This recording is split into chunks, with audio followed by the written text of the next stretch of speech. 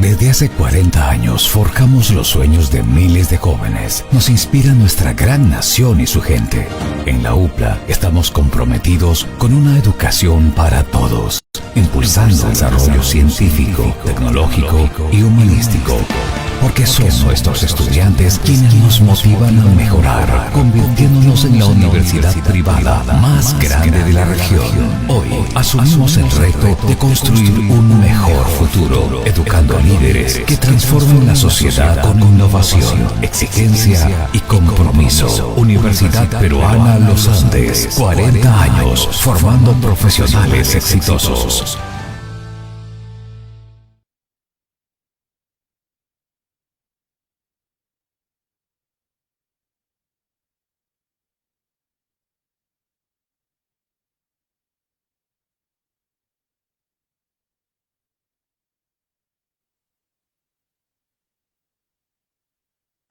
Tecnológica y de Innovación UPLA 2023 en el marco de nuestros 40 años de vida institucional.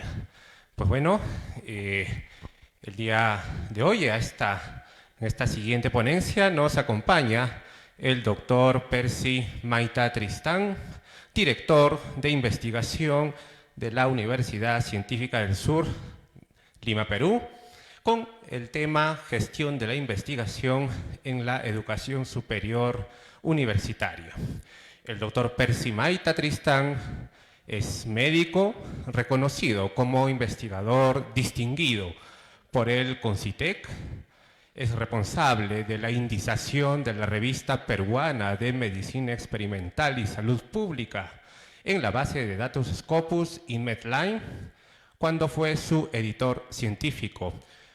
Actualmente el doctor Percy Maita cuenta con más de 100 publicaciones en revistas científicas indizadas en Scopus.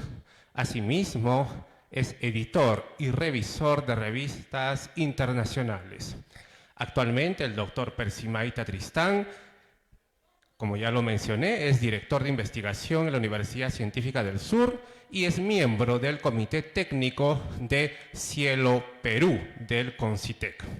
Además, es columnista del diario La República en temas de ciencia, salud y educación superior.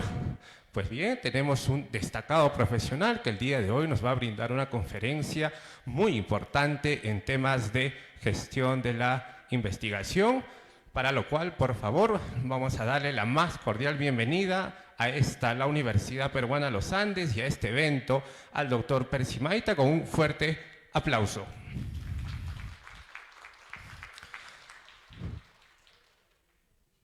Adelante, doctor. Buenas tardes a todos. ¿Me escuchan? Sí, muy bien, doctor. Adelante. Buenas tardes, para mí es un gusto poder estar, aunque remotamente, pero con ustedes. Lamentablemente las agendas que tenemos no nos permiten siempre poder hacer lo que quisiéramos. Y voy a conversar con ustedes algunos tópicos vinculados con gestión de investigación y sobre todo con un problema que tenemos mucho actualmente que está vinculado con el tema de la integridad científica. Entonces vamos a conversar un poco el escenario de qué es lo que ha pasado recientemente en investigación en universidades peruanas, qué problemas estamos encontrando en relación con integridad científica, una de las faltas más importantes que estamos viendo, y finalmente qué hacer las universidades para evitar que eso suceda. Nosotros, en general, cuando hacemos investigación, lo que tenemos es que encontramos un vacío en el conocimiento. Este vacío en el conocimiento, luego de buscar información, vemos si potencialmente puede ser una idea de investigación o no.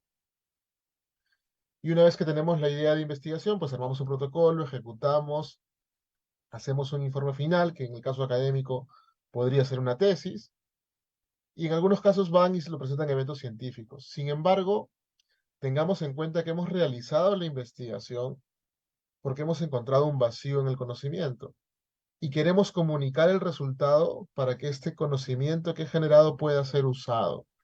Entonces, si solamente me quedo en la exposición de la tesis, si solamente me quedo en un evento científico, muy pocas personas van a conocer mi hallazgo. Y al muy pocas personas conocer mi hallazgo, su potencial aplicación va a ser casi nula. Entonces, ¿qué es lo que hacemos en general? En la ruta tradicional de investigación, lo que hacemos es comunicar estos resultados en los medios adecuados. Y los medios adecuados son revistas científicas.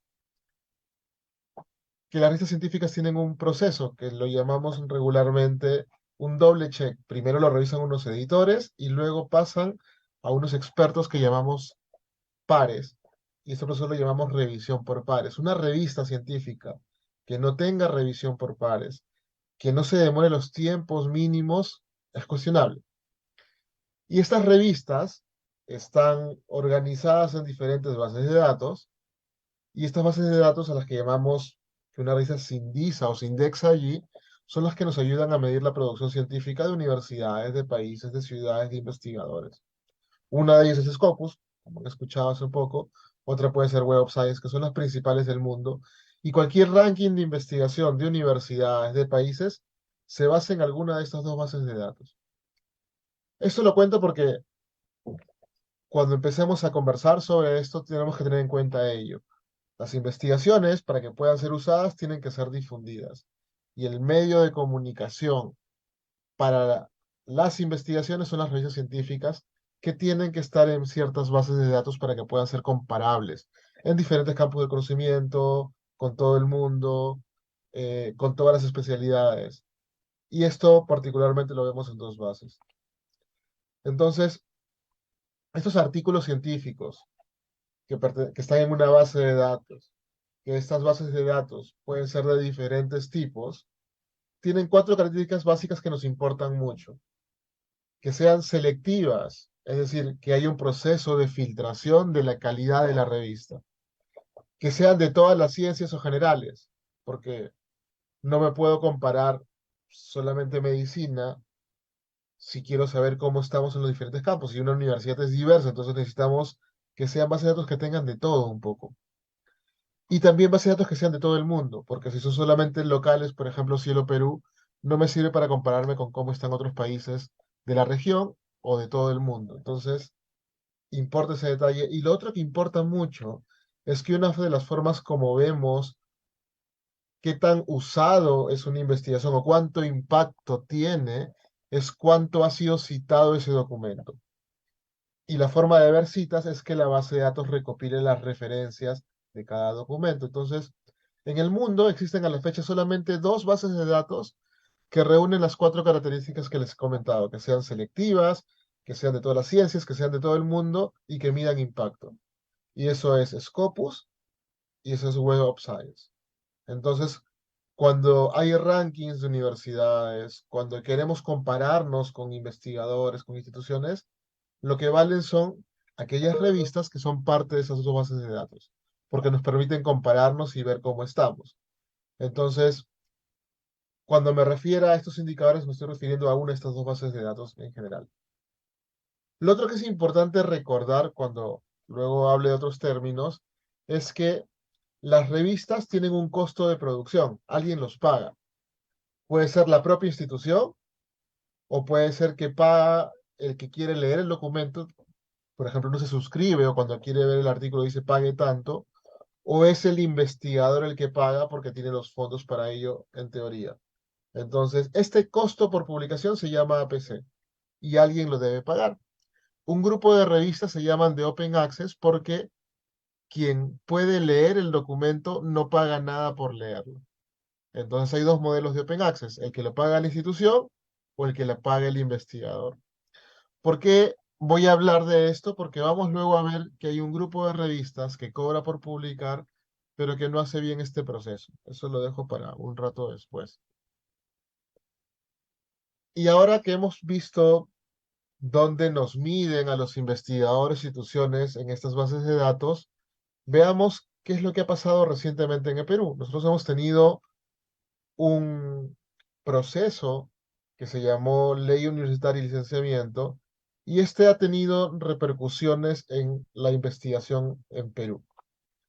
Por ejemplo, cuando vemos los países de Latinoamérica, vemos que hay países que han crecido mucho más que los demás en estos últimos 10 años.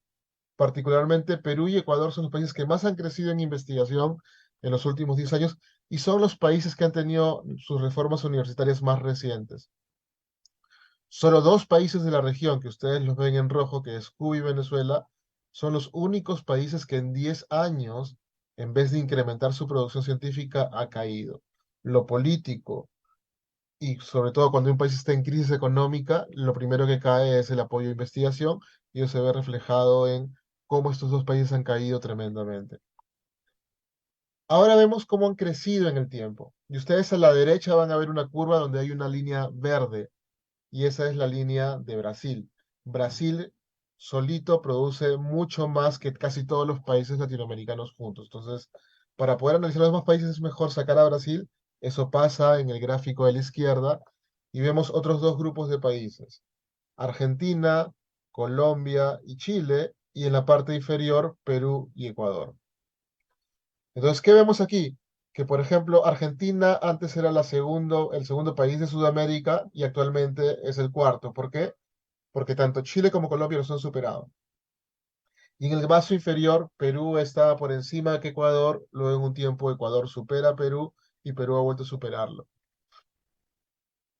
Entonces vemos que todos los países de Sudamérica han crecido, algunos más que otros, pero veamos qué tanto. Entonces en este gráfico vemos cómo ha sido el crecimiento por periodos y vemos que el que resalta al comienzo es Ecuador. Ecuador creció mucho más en los primeros años de la década pasada y Perú es el país que más ha crecido en los últimos 3 años. ¿Qué coincide con ambos? Que Ecuador empieza a crecer cuando hubo su reforma universitaria en cerca del 2010 y Perú, o sea, 2009, 2008, y Perú empieza a crecer después del 2014 que empieza su reforma universitaria. Entonces, son dos aspectos. Perú es hoy el país que más viene creciendo en investigación en Sudamérica, pero la siguiente pregunta es, ¿esto está vinculado a las universidades o son otros actores? Entonces, aquí en este otro gráfico vemos que ha ido cambiando la participación de las universidades en la producción científica. Antes, aproximadamente 6 de cada 10 artículos tenían a un autor de una universidad peruana. Este número ya está cerca al 9, es decir, este crecimiento de producción científica en el Perú que se ha dado ha sido a expensas de las universidades. Y esto partiendo sobre todo después del 2015 en adelante, es decir, fecha en que empieza la reforma universitaria. Y ya desagregando por los tipos de universidades y por el periodo de licenciamiento, ustedes pueden ver que tenemos tres grupos de universidades. Universidades públicas en rojo, universidades asociativas o llamadas sin fines de lucro en amarillo, y unidades societarias o llamadas también con fines de lucro. Las universidades con fines de lucro licenciadas son 17, y hoy por hoy son el grupo de universidades que mayor producción científica tienen en el país. Ojo, estamos hablando de cantidad, no necesariamente de calidad. Eso vamos a referirnos después. Entonces, ¿qué es importante ver de esto? Que hay un grupo de universidades que ha crecido mucho a partir del inicio del licenciamiento. Y ustedes pueden ver más o menos el periodo de inicio del licenciamiento, que es 2017, y las universidades societarias empiezan a caer, a crecer fuertemente a partir del 2019, que es cuando empiezan a licenciarse este grupo de universidades. Hay que tener en cuenta que las universidades públicas tuvieron un apoyo diferenciado con el bono de docente investigador, con el PMSUT, el soporte a universidades públicas. Las universidades asociativas han tenido y tienen, igual que las societarias, los fondos Concitec, Prociencia, pero con una diferencia importante. Las universidades societarias tienen que poner una contrapartida económica del 50% de lo que pone el Estado, cosa que las universidades asociativas y las públicas no tienen que poner ni un centavo para adquirir. Entonces, hay una discriminación hacia este grupo de universidades y aún a pesar de eso, son las que más han crecido. De hecho, como lo pueden ver en este gráfico, en el 2010 las universidades societarias solamente representaban el 2% de la producción científica peruana. En 2022 están en el 38% y son el grupo de universidades que mayor participación tienen en la producción científica peruana. Entonces, ha habido un cambio, y un cambio impulsado por un proceso que sin duda alguna lo ha estimulado, que ha sido la ley y licenciamiento institucional. ¿Por qué recopilo esto? Porque han habido estímulos que han generado también malas prácticas, que es la que vamos a conversar en un rato. Entonces, como resumen de esta primera parte que les he contado, Perú ha incrementado su producción científica en forma sostenida en los últimos años, al igual que varios países de la región, pero este crecimiento en Perú ha sido mayor que los otros países de la región. O sea, algo pasó en Perú que no pasó en otros países de la región, y que este país fue predominantemente este crecimiento por universidades y particularmente por universidades societarias. Entonces, ¿qué hizo que que todas las universidades peruanas crezcan y particularmente el grupo de universidades societarias que lograron licenciarse? Entonces, hubo un proceso que sin duda alguna se llamó licenciamiento. Pero como ustedes saben, ha habido un proceso en que se ha quitado algunas atribuciones a SUNEDU y esto puede revertir mucho del impulso que ha habido en investigación. Pero también crearon ciertos estímulos para la investigación. Por ejemplo, con CITEC, esto que llamamos investigador Renacid, se llamaba antes investigador Regina. Y el hecho de que haya un reconocimiento de quién es investigador a diferencia de quién no, es importante porque nos ayuda a saber quién investiga y quién no. Entonces, este primer estímulo que hizo que muchas personas digan, yo soy investigador, por lo tanto, me esfuerzo en mejorar y poder lograr ser investigador. Y en universidades públicas, estos docentes tenían un bono específico y tenían una protección de horas para la investigación. En universidades privadas también importaba porque son indicadores que están vinculados con el relicenciamiento institucional y con el licenciamiento de programas en particular. Antes, ahora ya no se aplican. Como les comentaba, habían bonos para los docentes investigadores por el Estado, luego con CITEC también tiene bonos por publicación, y las universidades privadas también tienen ciertos sistemas de bonificación a quien produce investigación. Y eso es bueno, por supuesto que es bueno, porque ayuda a que el diferente sea diferenciado de los demás y sea compensado por ello.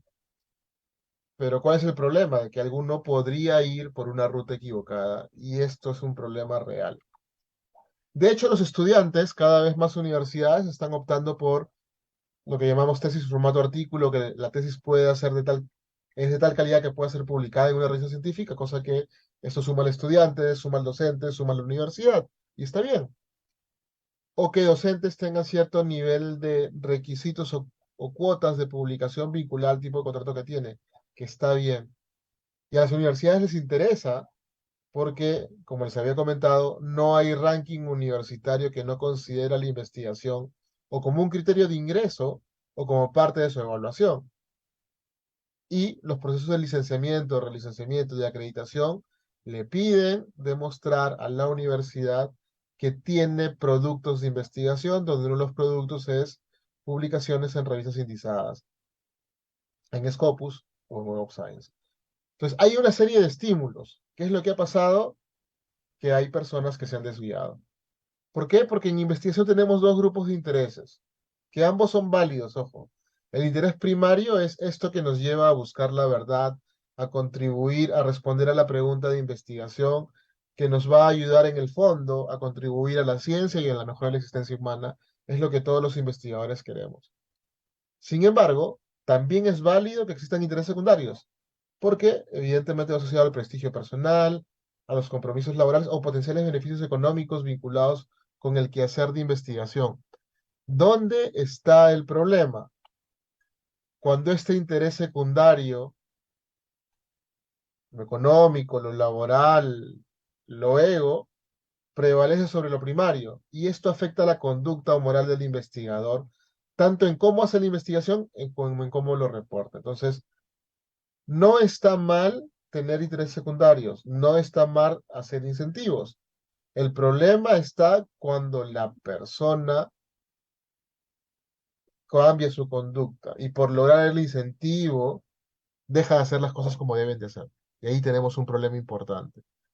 Entonces, ¿qué es lo que uno hace? No deberíamos quitar los sistemas de beneficios incentivos ni estímulo para hacer investigación, sino lo que tenemos que tener son mecanismos de prevención, de educación, pero también mecanismos de identificación de faltas y de sanciones.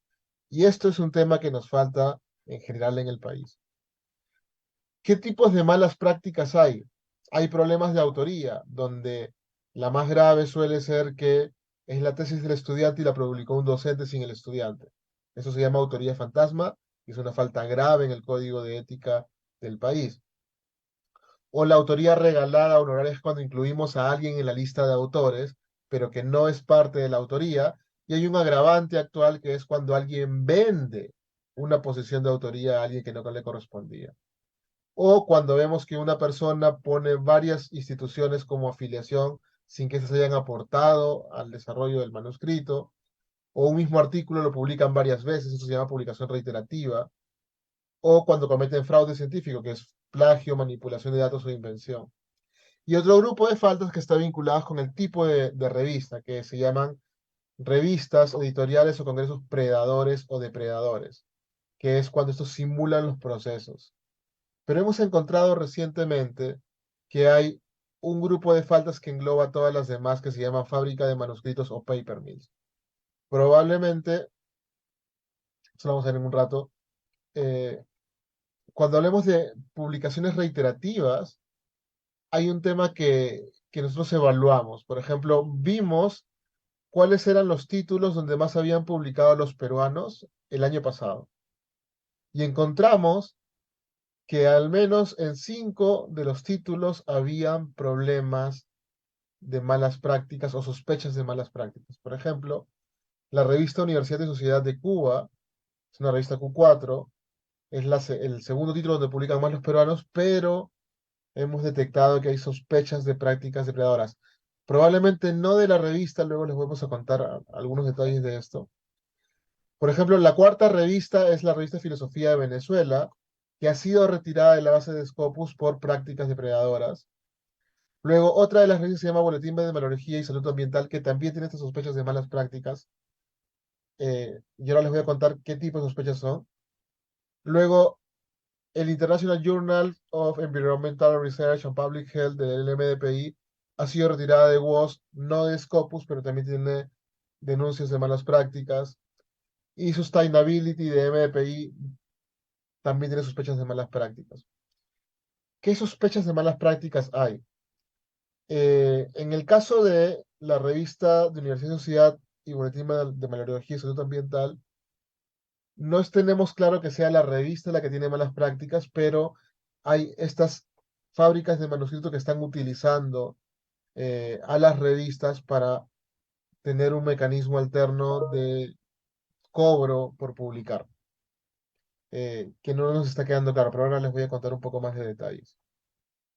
¿Qué son estas revistas predadoras? Son revistas que su proceso de revisión por pares no existe per se. Es una simulación del proceso. Por tanto, son falsas revistas, pero cobran por publicar. Entonces es un punto importante. Una revista predadora cobra por publicar y simula el proceso de publicación. De hecho, la mayoría son las que nos llegan por correo y nos invitan a publicar, pero no están en bases de datos. Hay algunas que han logrado simular los nombres de revistas de verdad y engañan al autor, y hay otras que han sido compradas o son utilizadas por estas fábricas. Entonces ahí hay que tener cuidado porque estas revistas pueden ser retiradas de la base de datos. Por ejemplo, ese es un típico correo de estas revistas que no están indizadas y que tienen estas malas prácticas, donde te invitan a publicar y tú buscas y la revista no está indexada. Entonces, lo primero para hacer cuando nos llegue algún tipo de invitación o queremos publicar en una revista es veamos si están indexadas o no. Entonces, una forma es entrar a Simago, entran a este link, Simago Journal Rank, y buscan algún tipo de revista. Por ejemplo, aquí buscamos revistas que sean de pediatría, encontramos varias revistas, pero lo mejor es ir a Scopus, y en Scopus entran a esta parte donde dice Source o Fuentes. Esto incluye, uno lo puede buscar así no esté suscrito a la base de datos, cosa que es una ventaja. Y busca la revista y, por ejemplo, es importante ver esto porque hay revistas que pueden estar indizadas o aparecen en Simago, pero todavía ya no son, ya no siguen en Scopus, han sido retiradas. Por ejemplo, esta revista de Adolescencia y Salud, que estaba en la búsqueda anterior, nos dice que estuvo en Scopus hasta el año 2020. Entonces, es importante que siempre, cuando busquemos una revista, entremos a la base de datos y verifiquemos si todavía está disponible. Porque un error que podemos tener es que mandamos a una revista y la revista ya no está en la base de datos. Entonces, ahí hay que tener cuidado. Siempre busquemos si la revista está. Sin embargo, para poder detectar revistas con potenciales malas prácticas, lo primero es, ¿está indexada? Lo que acabamos de ver. Si está indexada, un poco más tranquilo. Pero otra siguiente pregunta es, ¿la revista cobra por publicar en la base, en su página dice que cobra? Porque lo que puede ser raro, que ha pasado con algunas revistas, es que tú mandas tu artículo, en teoría la revista no cobra, y luego te llega el correo de alguien diciendo que tienes que pagar algo para que se publique. Si eso no está en la base de datos, no le hagan caso, hay un problema allí o alguien se está aprovechando de eso. Pues tengan cuidado. Cuando una revista cobra por publicar es explícito, lo dice transparentemente. Cuando alguien te quiere pedir por lo bajo pagar para que se publique, ahí hay una mala práctica. Las facturas siempre se deben ser a nombre de la institución a la cual está vinculada la revista. Nunca te van a mandar boletas del nombre de un editor. Eso es incorrecto. Ahí hay una mala práctica. Tengan cuidado.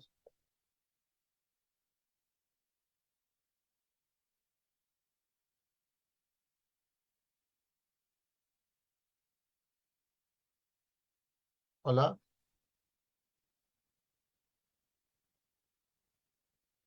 hola, ¿me escuchan? Entonces, cuando los tiempos de publicación son muy rápidos, hacen estos problemas. Si una revista te publica en menos de un mes, probablemente no haya proceso de revisión por pares. De repente en pandemia sí lo hicimos. Muchas revistas médicas en pandemia fuimos súper rápidos porque necesitábamos contar las cosas rápido. Pero en forma regular, una revista se demora por lo menos 3 o 4 meses desde que recibe el artículo hasta que se publica. Siempre estar alertas si se cobra por publicar, siempre estar alertas si es un número especial, siempre estar alertas si ven que la revista publica gran cantidad de contenidos. Y ahí la pregunta siempre es, ¿quién de la universidad me puede ayudar a discernir si eso está bien o está mal? ¿Por qué? Porque lo que puede suceder es que de repente sacan a la revista de Scopus porque detectan que hay malas prácticas. Eso es tener cuidado.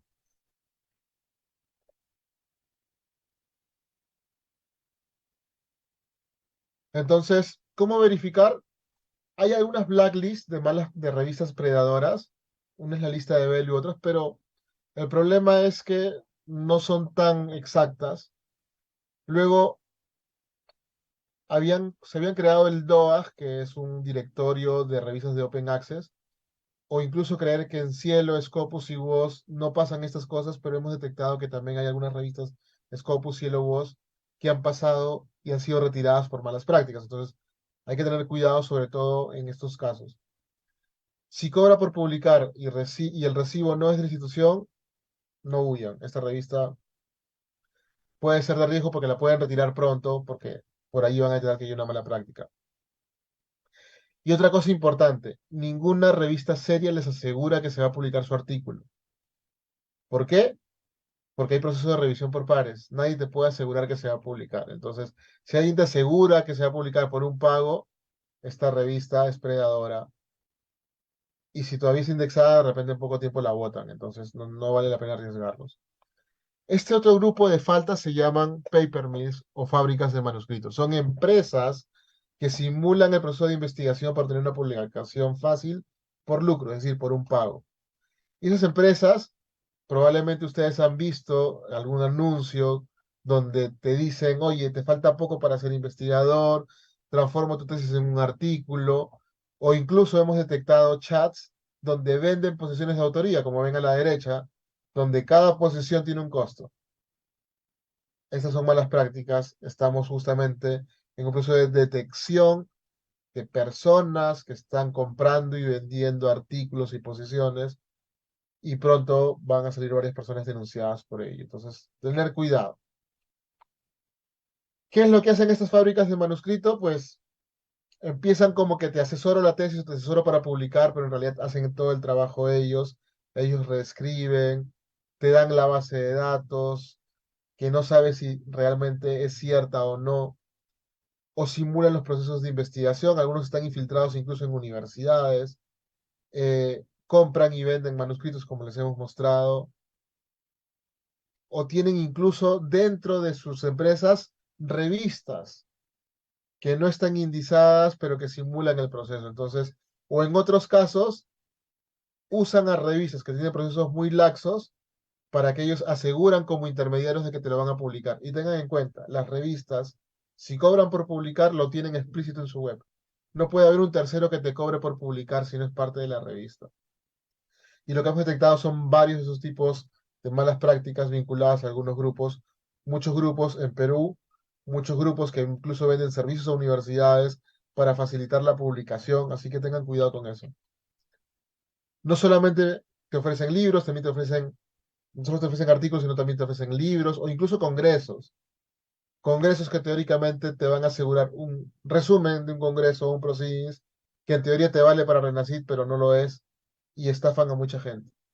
De hecho, en la universidad, como tenemos sistema de apoyo a los investigadores, varios estudiantes o docentes vienen a pedirnos participar en estos congresos que claramente le decimos que no porque son predadores. ¿Qué hacer ante estos casos? O sea, va a depender si lo detecta una revista o lo detecta un lector o se detecta en el proceso. Entonces, lo ideal es detectarlo antes de que se publique, porque una vez que se publica, ya la universidad, ya el docente o el estudiante quedó manchado, ¿no?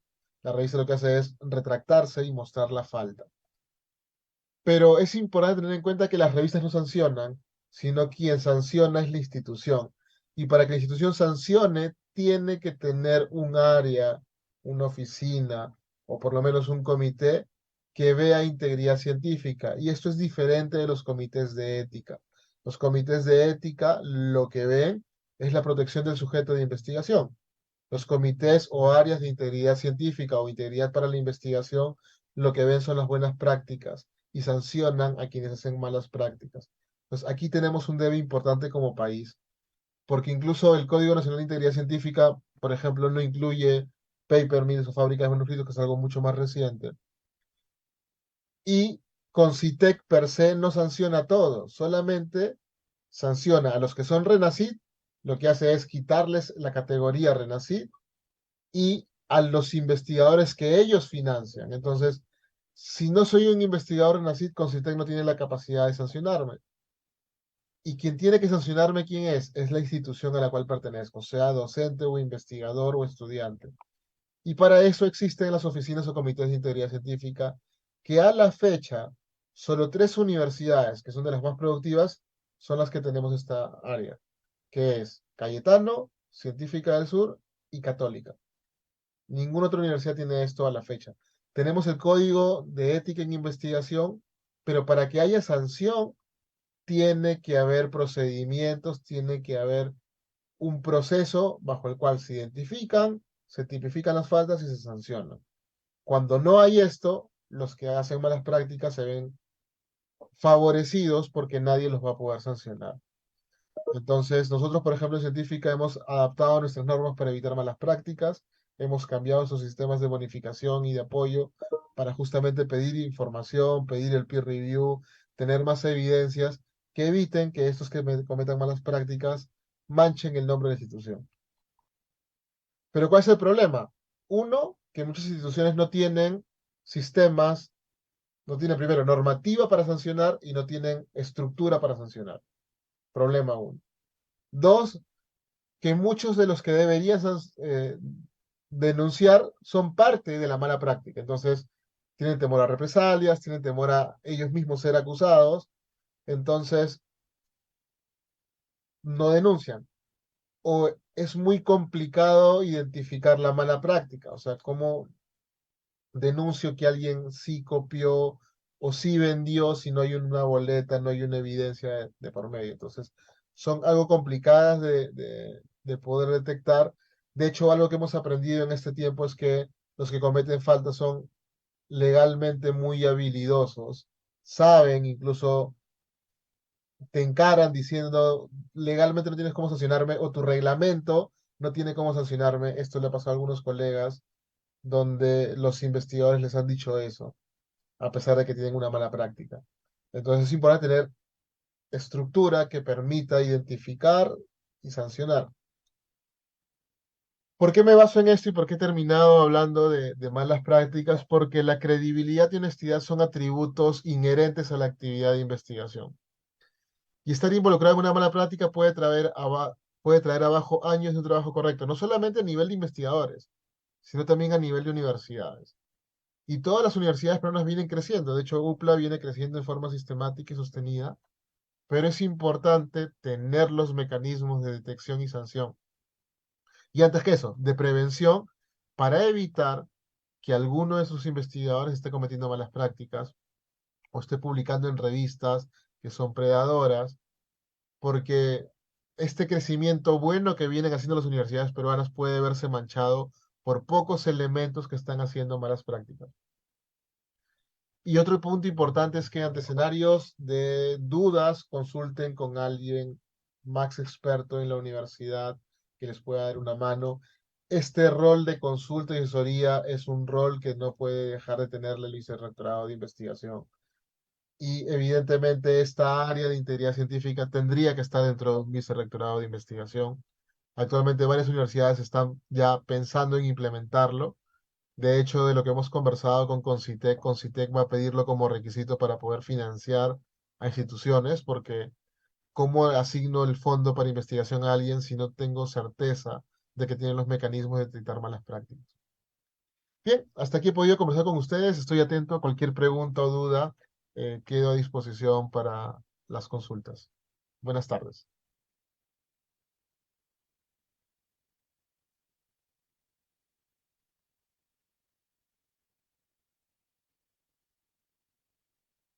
Participación del doctor Percy Maita Tristán con esta valiosa información y esta excelente conferencia que nos ha podido brindar el día de hoy en relación a la temática presentada.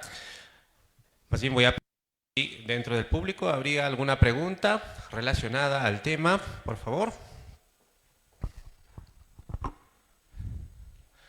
Cabe recordar que también está siendo esta conferencia transmitida a través de las redes sociales, mediante Facebook y YouTube de la Universidad Peruana Los Andes.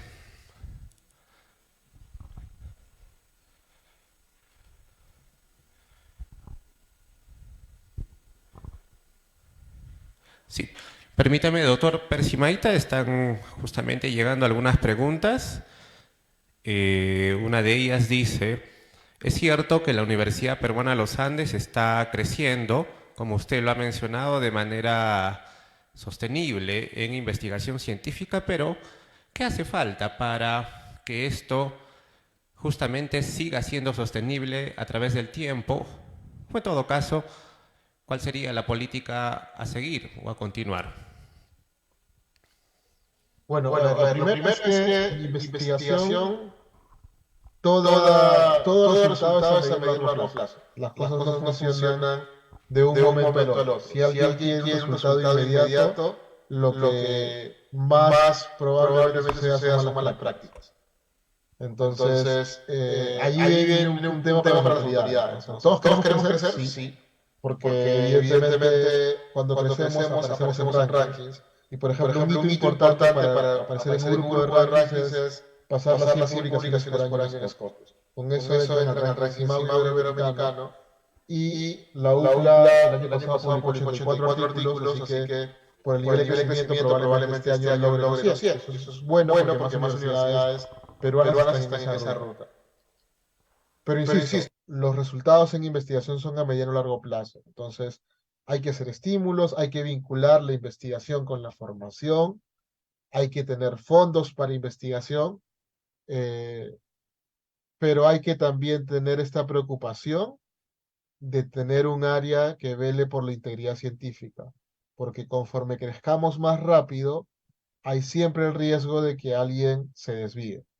Y mi recomendación número uno para universidades que están empezando a crecer es preocúpense también de las malas prácticas, porque todo lo bueno que estamos haciendo se puede haber manchado por dos o tres investigadores que hagan las cosas malas. Entonces, continúen con la política que están avanzando. No conozco al detalle todas las que tienen, así que me podría ser complicado de dar una receta, eh, pero lo importante es financiar proyectos propios, desarrollar y proteger el tiempo de investigación para los investigadores, diferenciar al diferente para que pueda seguir avanzando idealmente que los trabajos de investigación para obtener grados académicos sean en formato artículo o científico, que lo tenemos varias universidades, y si tienen alguna duda podemos ayudarlos con eso, y tener un área que proteja la integridad científica. Esas son mis recomendaciones básicas. Muchas gracias, doctor Percy. Acá tenemos otra pregunta, justamente en relación a la integridad científica. La pregunta es, ¿qué criterios deben de cumplir aquellos que formen o que sean parte de este Comité de Integridad Científica? A ver, lo primero, y es variado según cada institución, pero necesitan tener en el Comité de Integridad Científica una o dos personas con formación en derecho, alguien con formación en procesal o en derecho administrativo, porque tenemos que asegurarnos que todos los procesos que llevemos para la investigación o indagación de los casos se lleven con los tiempos y en la forma correcta, porque si no, lo que va a pasar es que puedes sancionar a alguien y luego legalmente te pueden contradenunciar.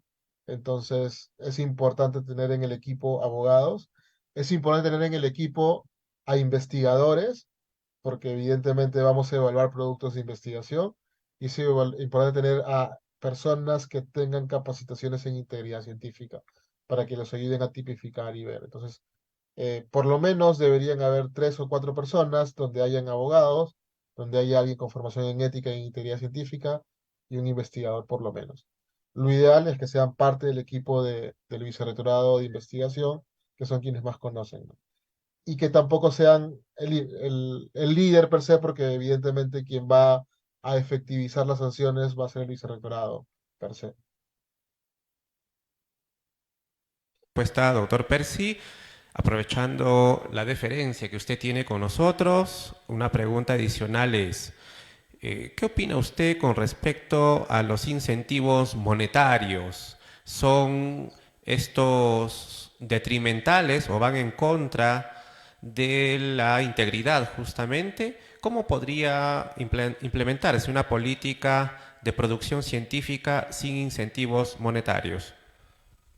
A ver, eso va a depender mucho y depende de la estrategia que tenemos para proteger el tiempo de investigación de las personas. Para poder investigar necesitamos que las personas se dediquen a hacerlo. Entonces, si tengo personas que tienen contrato de dedicación exclusiva a investigación, evidentemente tienen como resultado productos vinculados con investigación. Pero si no tengo eso cubierto, una forma de cubrir este tiempo adicional viene con la lógica de incentivos monetarios para la investigación. Pero lo que no puede haber, y esa es una recomendación en general, es que no puedes tener incentivos sin tener de la mano mecanismos de identificación, prevención y sanción de malas prácticas. ¿Por qué? Porque como les he estado comentando, al haber incentivos puede ser que alguien se desvíe. Entonces, no está mal tener incentivos. De hecho, nosotros como científica tenemos incentivos para nuestros docentes e investigadores. La mayoría de universidades societarias y varias asociativas tienen sistemas de incentivos para sus investigadores, pero tiene que estar de la mano con un mecanismo, primero de prevención. Hay que enseñar, hay que eh, formar a estudiantes, a docentes e investigadores de cuáles son las prácticas correctas, y también tiene que ser transparente las faltas posibles y las posibles sanciones. Entonces, mi recomendación es si lo tienen implementado, bien. Si no lo tienen implementado, también. Pero si van a implementarlo, lo piensan implementar o ya lo tienen, tengan de la mano toda la parte de prevención de malas prácticas. Bien, doctor. Queremos seguir aprovechando de su deferencia. Por favor, permítanos, hay una pregunta adicional en relación a su opinión sobre la investigación formativa y su vinculación con el crecimiento o fortalecimiento, perdón, de estas capacidades en estudiantes. A ver, lo primero es que no podría haber una universidad donde los estudiantes no participen de la investigación. Entonces, eh, lo que he visto en varias instituciones es que el vicerrectorado de investigación suele estar divorciado del vicerrectorado académico. Y más bien la estrategia que tenemos nosotros en científica es que trabajamos muy unidos. De hecho, la estrategia formativa en investigación la tiene el vicerrectorado, dirección de investigación que está a mi cargo, pero trabajamos directamente. Nosotros somos los encargados de la investigación formativa en cada facultad. Tenemos un responsable de investigación de cada programa académico, de cada facultad que está en la dirección de investigación. Y de esa forma estamos vinculados. Y lo que hacemos es que la estrategia formativa la ve investigación con el área académica y este responsable de investigación ve todos los cursos vinculados a investigación. Evidentemente, preocupándonos de que el resultado final, que es el trabajo de bachiller y la tesis, se desarrolle dentro de los cursos, que los docentes que dictan investigación sean personas que tienen experiencia en investigación, es decir, que hayan publicado, que hayan patentado algo en los últimos 3 años, y que dado que el producto de investigación es bueno, puede terminar publicándose. Pero es toda una estrategia de formación. Dado que yo formo bien a mi estudiante, dado que la investigación que se realiza para el trabajo de grado es buena, esta puede terminar publicándose. Y de hecho tenemos, como parte de las estrategias, tesis formato artículo o tesis formato solicitud de patente. Entonces, esta articulación hace que el estudiante aprenda a investigar, que ese es un plus y un diferencial para un estudiante, porque evidentemente cuando un estudiante sabe el proceso de investigación, tiene una mayor capacidad para poder buscar información y tomar mejores decisiones porque conoce cómo se hace la investigación. Y es lo que queremos de nuestros estudiantes, que tengan este diferencial, que puedan encontrar la información, porque evidentemente nosotros tenemos formando al estudiante entre 5 a 7 años dependiendo de la carrera, y luego van a su vida profesional. Y para actualizarse tienen que tener la capacidad de buscar información científica y tomar decisiones. Y si saben investigar, van a poder diferenciar qué información les sirve y cuál no para tomar la mejor decisión. Y eso tiene que ver con darle las competencias correctas en la formación, que es durante el pregrado y vinculado con los cursos de investigación. Y si el proceso es bueno, esos estudiantes van a terminar publicando con sus asesores, lo cual le suma el currículum del estudiante, del asesor, a la carrera y a la universidad. Doctor Percy Maita, por su valiosa presentación y respuestas sobre las preguntas de nuestros participantes. La Universidad Peruana de los Andes, en su representación con el señor rector y los señores vicerrectores y toda la comunidad universitaria, está grandemente agradecida con su persona por esta valiosa presentación y esta información muy valiosa que nos ha brindado en orden de fortalecer y mejorar nuestros procesos de investigación en la universidad, y además por ser parte de este congreso por los 40 años de nuestra celebración de vida institucional. Permítame, por favor, desde esta plataforma virtual mostrarle un pequeño presente típico de la ciudad de Huancayo, que por supuesto se lo vamos a hacer llegar hasta la ciudad de Lima. Doctor, muchísimas gracias, brindándole un cálido saludo desde la ciudad de Huancayo, esperando por supuesto volver a tenerlo en otra ocasión, ¿por qué no de manera presencial también?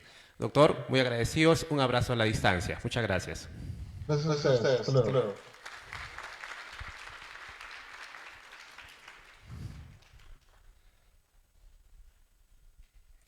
Bien, entonces para continuar con esta ronda de conferencias como parte de este primer Congreso de Investigación Científica, Tecnológica y de Innovación UPLA 2033, y como lo mencioné anteriormente, como parte de nuestro aniversario institucional, va a continuar la presentación del doctor Roberto Hernández Sampieri desde la Ciudad de México, también de manera virtual, pero antes vamos a brindarles un pequeño receso, un break, ahí en sus asientos. Sí, en unos 5 minutitos, mientras el doctor Roberto Hernández Sampieri, que por supuesto para todos los que seguimos el tema de la investigación está de más, digamos, presentarlo, pero vamos a, por deferencia, hacerle la presentación en unos momentos. Entonces, en unos minutos estarán pasando el break respectivo y continuamos con la presentación del doctor Roberto Hernández Sampieri desde el país de México. Desde 60 años forjamos los sueños de jóvenes, nos inspira nuestra gran nación y su gente. En la UPLA estamos comprometidos con una educación para todos, impulsando el desarrollo científico, tecnológico y humanístico. Porque son nuestros estudiantes quienes nos motivan a mejorar, convirtiéndonos en la universidad privada más grande de la región. Hoy asumimos el reto de construir un mejor futuro, educando líderes que transformen la sociedad con innovación, exigencia y compromiso. Universidad Peruana Los Andes, 40 años formando profesionales exitosos.